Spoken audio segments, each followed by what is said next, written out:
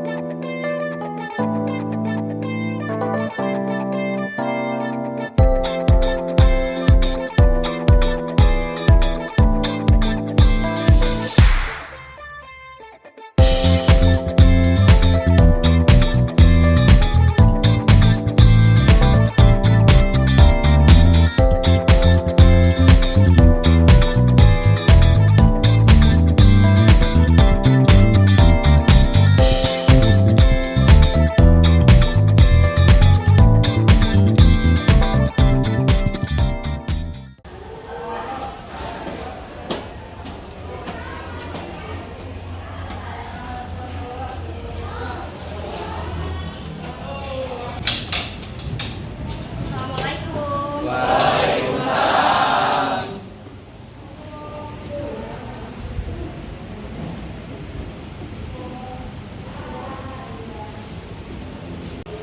Anak-anak, gimana hari ini kabarnya? Alhamdulillah baik. Alhamdulillah baik. Tadi pagi cuci tangan dulu nggak? Cuci. Nah, sehat semuanya? Sehat. Oke, sebelum kita memulai pembelajaran hari ini, saya ingin meminta KM-nya untuk memimpin doa terlebih dahulu. Silakan untuk KM-nya, Rifki memimpin doa teman-temannya. Sebelum mulai pelajaran, alangkah baiknya kita berdoa dahulu. Menurut kepercayaannya masing-masing, berdoa dimulai.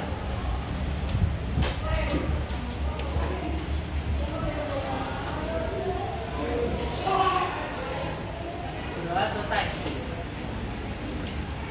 Kembali salam. Assalamualaikum warahmatullahi wabarakatuh. Waalaikumsalam warahmatullahi wabarakatuh. Oke, baik semuanya. Sekarang saya akan mengabsen kehadiran kalian terlebih dahulu ya.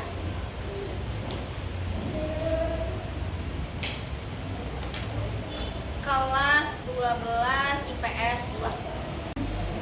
Adimas hadir? Hadir. Agustina hadir? Hadir. Andika Bintang hadir? Hadir, Bu. Bayu Sakti hadir. Lalu Vivan ada, Charlie ada. Sekarang Yuyun Meliani. Baik, untuk sekarang kita materi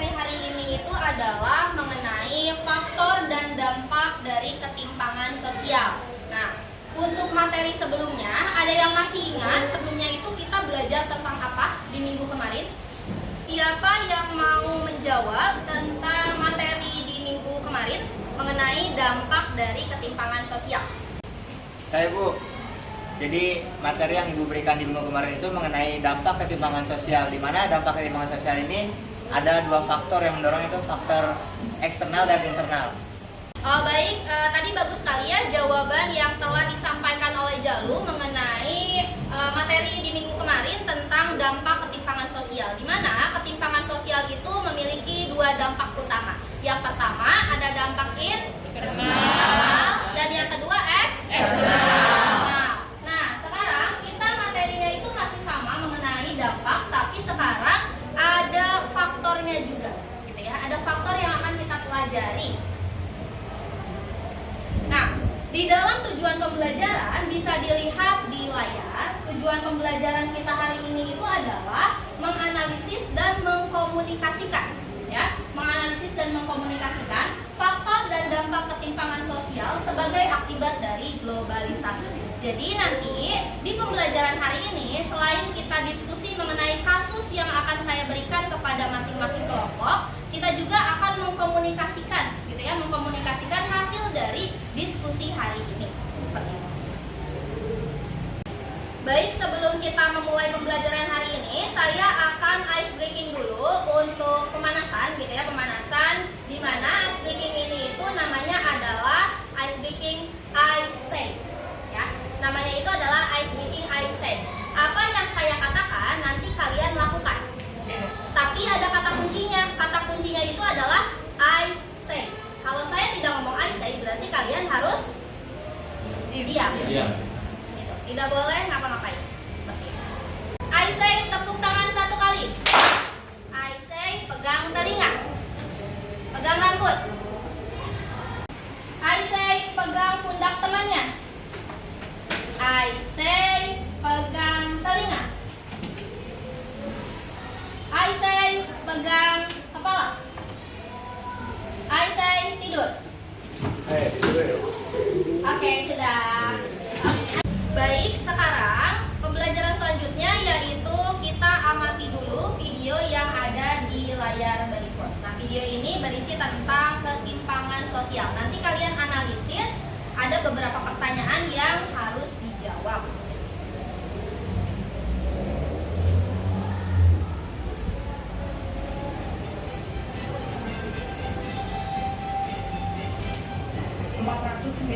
Tahun bukan waktu sebentar bagi Jakarta yang terus berbenah diri untuk menjadi kota yang layak bagi 10 juta penghuninya.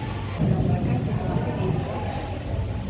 Bagi mereka yang bernasib baik, Jakarta mungkin membawa berkah bagi keluarga. Tapi bagi mereka yang tidak beruntung, ibu kota bagai nenek urut yang tak berujung.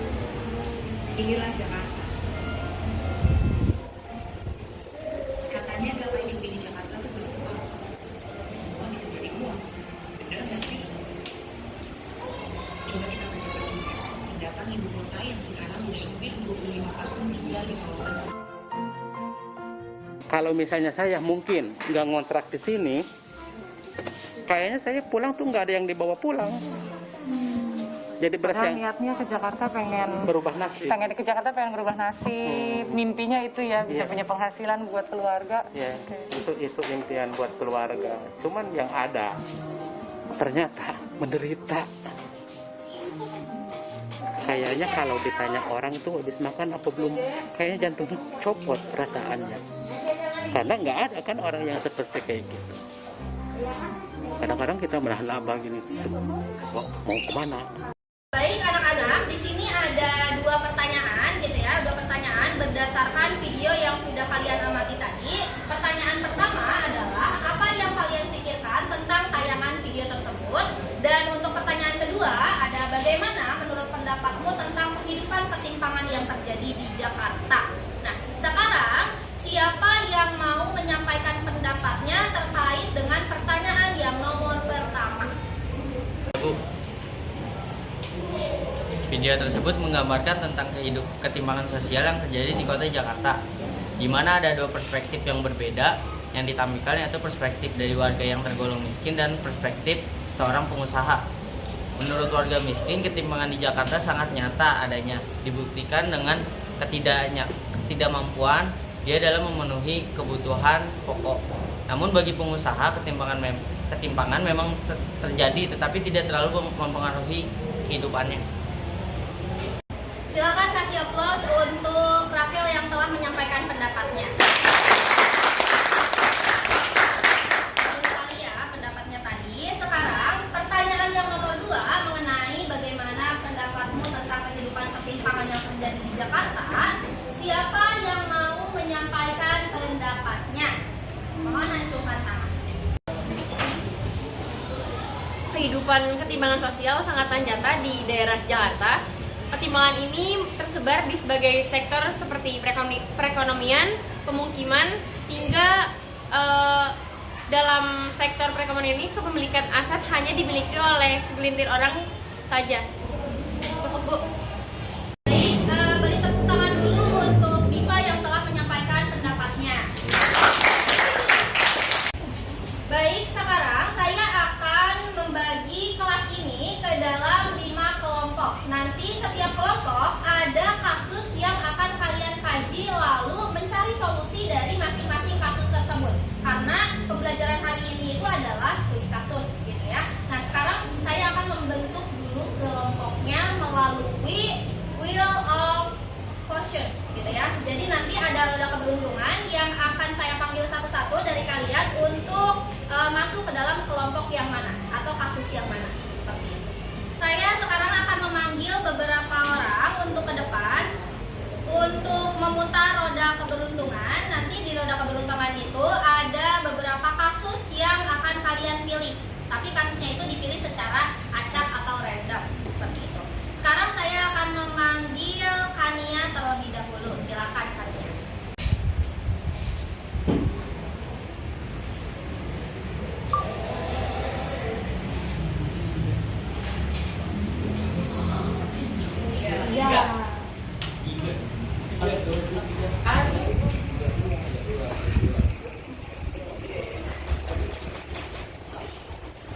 Nah, Kania tadi mendapatkan kasus keempat. Kasus keempat itu temanya tentang tenaga kerja di Indonesia yang masih didominasi oleh tamatan SD, yaitu sebanyak 39,10%. Baik, selanjutnya silakan Muhammad Rauf untuk memutar roda keberuntungannya.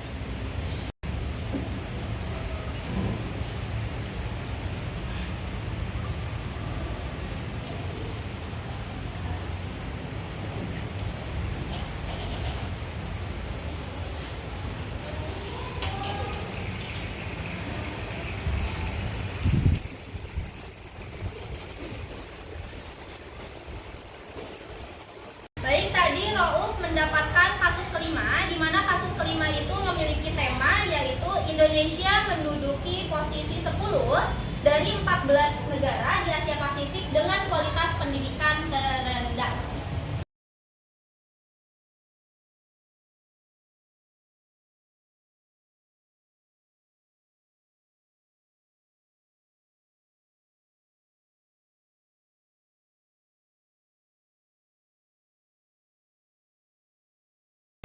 Baik, tadi kelompok sudah kita tentukan bersama melalui roda keberuntungan. Selanjutnya kalian sekarang duduk berdasarkan kelompok kasusnya masing-masing. Yang dapat kasus 1 berkumpul dengan temannya yang dapat kasus 1. Begitu pula dengan kasus-kasus yang lainnya. Silakan untuk membereskan mejanya lalu duduk di meja masing-masing berdasarkan kelompok. Silakan.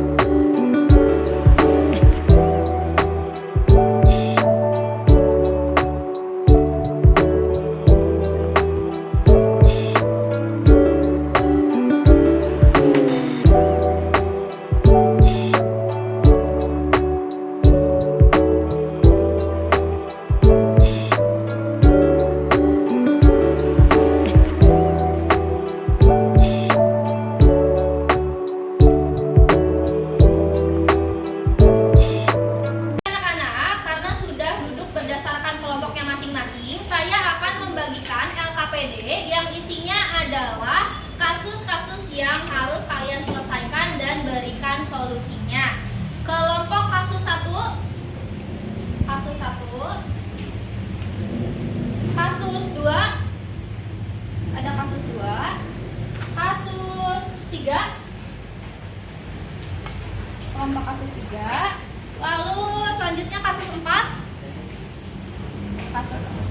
dan kasus 5.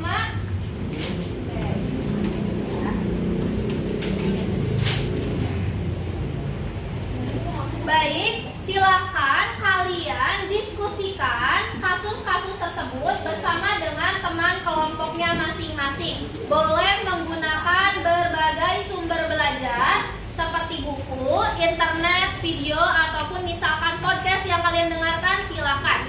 Saya bebaskan untuk mencari sumber belajarnya.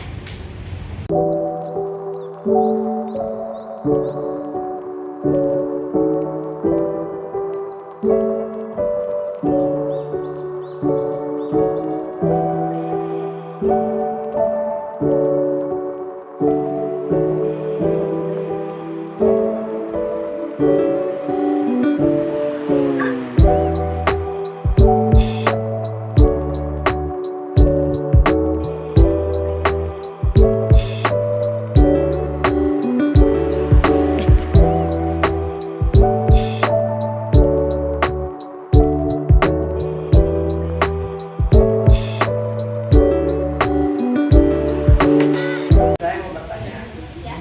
yang nomor 1 kan, mengapa ketimpangan aset dapat terjadi kalau misalkan jawabannya begini?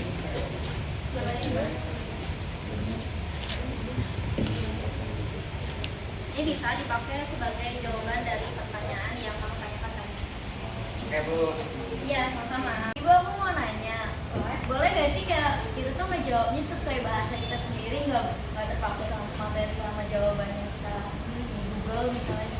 Oh iya, jadi kalau misalkan mau pakai bahasa yang sederhana, bahasa sendiri itu diperbolehkan ya, silakan. Jadi kan kalau Google itu bahasanya kadang-kadang baku gitu ya, bahasanya baku dan kita sulit mengerti, dan itu boleh dimodifikasi ke bahasa kita sendiri. Bahasa yang lebih mudah dipahami.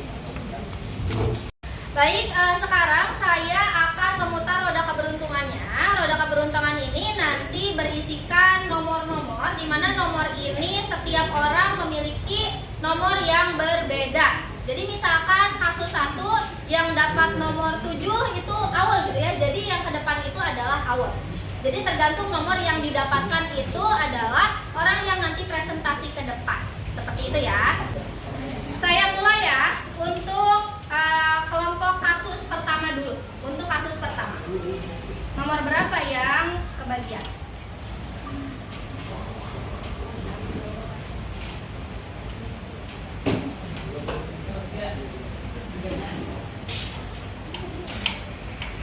Oke, yang kebagian yaitu nomor 3. Dan nomor 3 itu siapa?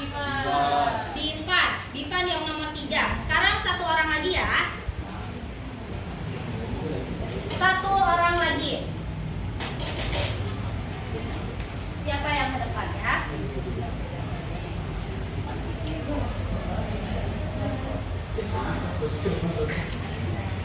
Nomor 4. Nomor 4 Marisa ya. Nomor 4 Marisa. Jadi yang ke depan dari kasus pertama itu adalah Divan dan Marisa. Dipersilakan Divan dan Marisa untuk ke depan. Assalamualaikum warahmatullahi wabarakatuh. Waalaikumsalam warahmatullahi wabarakatuh. Ya, kami dari kelompok pertama akan mempresentasikan tentang hasil diskusi tentang kasus tenaga kerja di Indonesia masih dinominasi oleh Tarwatan SD, yaitu sebanyak 39,10%. Mengapa SDM Indonesia masih tergolong belum berkualitas? Salah satunya adalah sektor pendidikan ketimpangannya sangat nyata. Dilihat dari kualitas pendidikan di perkotaan dan pendidikan di pedesaan sangat berbeda. Itulah yang menyebabkan rendahnya kualitas SDM di Indonesia. Apa faktor penyebab terjadinya hal tersebut? Alokasi dana pendidikan yang tidak merata atau bahkan banyak disalahgunakan, sehingga pemerataan pendidikan di pelosok sulit untuk ditingkatkan. Bagaimana solusi untuk meningkatkan kualitas SDM di Indonesia? Dengan pengawasan dalam alokasi pendanaan dalam pendidikan serta kontrol harus lebih ditingkatkan lagi. Ya, sekian hasil diskusi dari kelompok kami. Wassalamualaikum warahmatullahi wabarakatuh. Waalaikumsalam warahmatullahi wabarakatuh.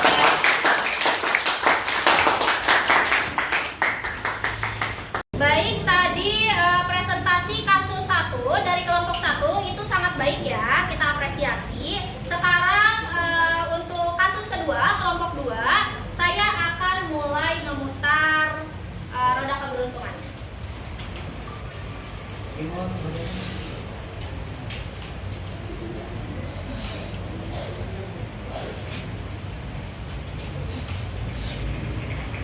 Yang kebagian nomor 4, nomor 3 itu adalah Rakel.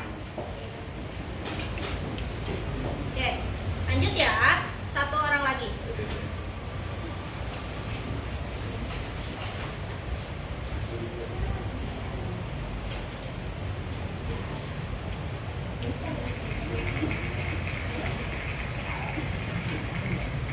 Nah, ini roda keberuntungannya menunjukkan ke nomor 5. Nomor 5 itu ada Mita.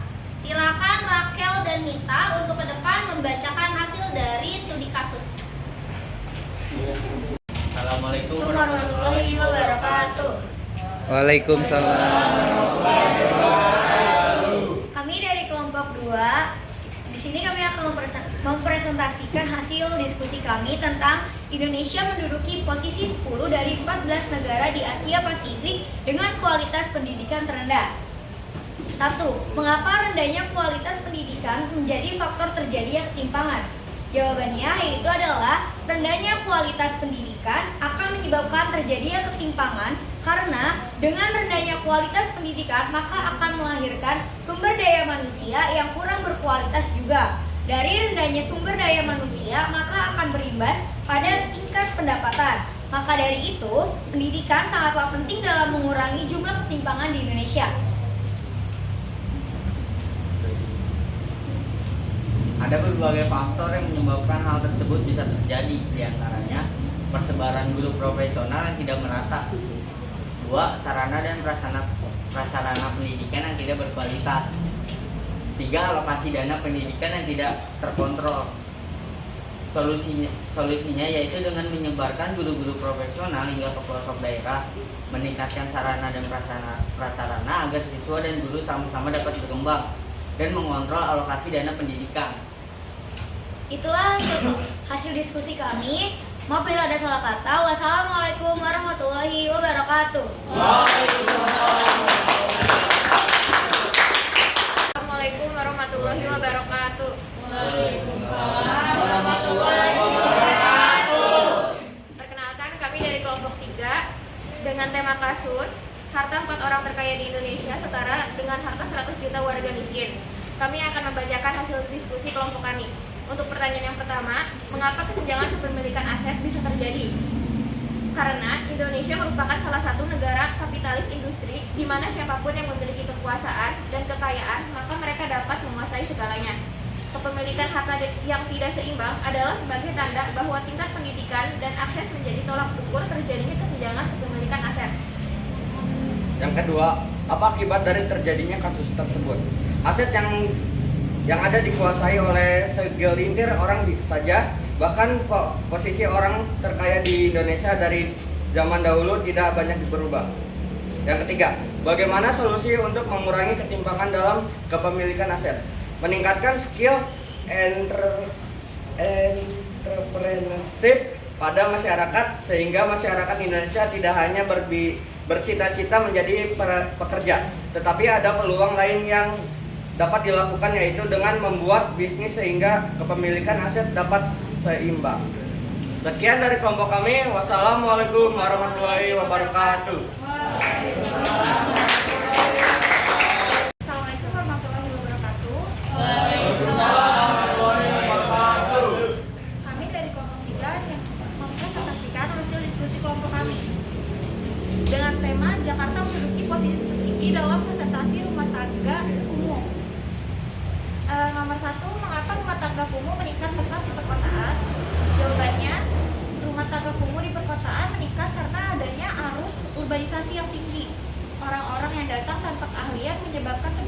lonjakan demografi di perkotaan. Yang kedua, apakah rumah tangga kumuh sebagai akibat dari kesenjangan ekonomi? Jawabannya, iya. Rumah tangga yang kumuh adalah akibat dari adanya kesenjangan ekonomi. Pendapatan yang dimiliki oleh masyarakat perkotaan tidak seimbang sehingga menyebabkan mereka tidak dapat memiliki aset properti dan memiliki tinggal di lingkungan yang kumuh. Yang ketiga, solusi apa yang harus dilakukan oleh berbagai pihak dalam menangani masalah tersebut? Jawabannya, solusi yang bisa dilakukan adalah dengan membangun perumahan subsidi yang murah dapat dijangkau kalangan menengah ke bawah. Sekian dari kelompok kami. Wassalamualaikum warahmatullahi wabarakatuh. Assalamualaikum warahmatullahi wabarakatuh. Waalaikumsalam warahmatullahi wabarakatuh. Saya perwakilan dari kelompok 5 ingin menganalisis hasil diskusi mengenai ketimpangan menjadi pemicu kriminalitas di Jakarta. Yang pertama, mengapa kriminalitas menjadi pemicu terjadinya ketimpangan? Ketimpangan terjadi karena adanya ketidakseimbangan dalam alokasi sumber. Ketimpangan dapat memicu terjadinya kriminalitas karena adanya kecemburuan sosial, terutama kecemburuan dalam kepemilikan sumber perekonomian. Nomor 2, apakah kriminalitas yang terjadi saat ini sebagai dampak dari adanya media sosial? Jawabannya iya. Di zaman sekarang ini, fenomena flexing atau pamer kekayaan yang berdampak kriminalitas. Ada beberapa orang yang nekat mencuri hanya untuk membeli barang untuk dipamerkan ke media sosial. Yang ketiga, bagaimana solusi untuk mengurangi angka kriminalitas yang dipicu oleh ketimpangan? Yang pertama, pemerataan pendapatan. Yang kedua, meningkatkan lapangan kerja. Yang ketiga, meningkatkan keamanan. Sekian dari kelompok saya. Wassalamualaikum warahmatullahi wabarakatuh. Baik anak-anak, tadi presentasi sudah dilaksanakan di semua kelompok. Sekarang siapa yang mau mengajukan pertanyaan ke kelompok lain? Dipersilahkan. Saya ingin bertanya kepada kelompok 5. Apa yang dimaksud dengan pemerataan pendapatan? Saya ingin menjawab pertanyaan dari Ivan. Apa yang dimaksud dari pemerataan pendapatan? Pemerataan pendapatan itu meratakan pendapatan setiap pekerja. Kan pemerataan pendapatan itu dari pemerintah. Jadi secara nggak langsung kan, secara yang kita tahu UMR Karawang itu paling tinggi. Jadi setiap kota tuh beda UMR-nya. Jadi pemerataan pendapatan kan kebutuhan orang-orang sebenarnya sama semuanya. Tuh.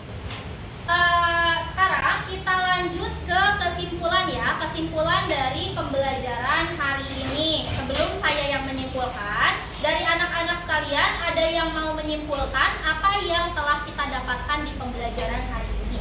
Silakan. Siapa yang mau?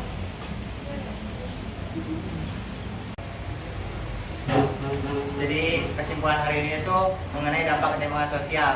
Jadi kita tahu bagaimana cara upaya menanggulangi dampak ketimpangan sosial itu dan menjadi alternatif untuk mengaplikasikan dalam kehidupan sehari-hari kita. Terima kasih. Tadi kesimpulan yang telah disampaikan oleh Jalul itu benar ya, bahwa hal yang telah kita pelajari hari ini itu adalah mengenai dampak dari ketimpangan sosial, di mana setiap dampak itu harus ada solusi untuk menyelesaikannya, gitu ya. Tadi setiap kelompok sudah menyiapkan solusinya juga sudah bagus semua. Nah, jadi sekarang kita akan mengadakan kuis terlebih dahulu sebelum mengakhiri pembelajaran hari ini. Silakan anak-anak semuanya untuk scan barcode yang ada di layar. Dipersilakan.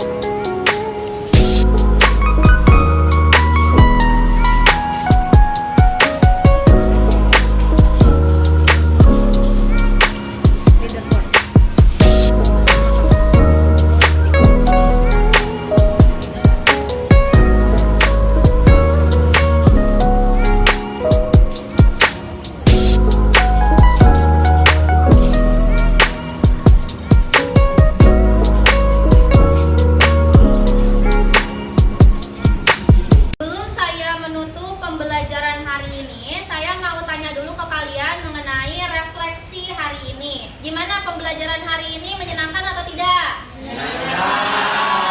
Apakah kalian mengerti tentang materi hari ini? Kalau mengerti, acungkan jempolnya. Acungkan jempolnya kalau ngerti pembelajaran hari ini.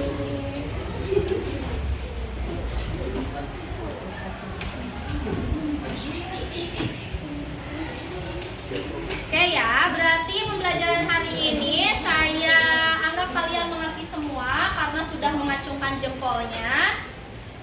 Sekarang saya akan menutup pembelajaran hari ini. Diturunkan saja. Untuk pembelajaran minggu depan, kita akan mempelajari tentang pemberdayaan komunitas lokal ya. Nanti pembelajaran di minggu berikutnya. Nanti siap-siap aja, nanti saya akan bagikan lagi LKPD kepada anak-anak sekalian. Saya akan menutup pembelajaran hari ini. Anak-anak semuanya, mohon maaf apabila selama pembelajaran saya banyak kekurangan. Wassalamualaikum warahmatullahi wabarakatuh.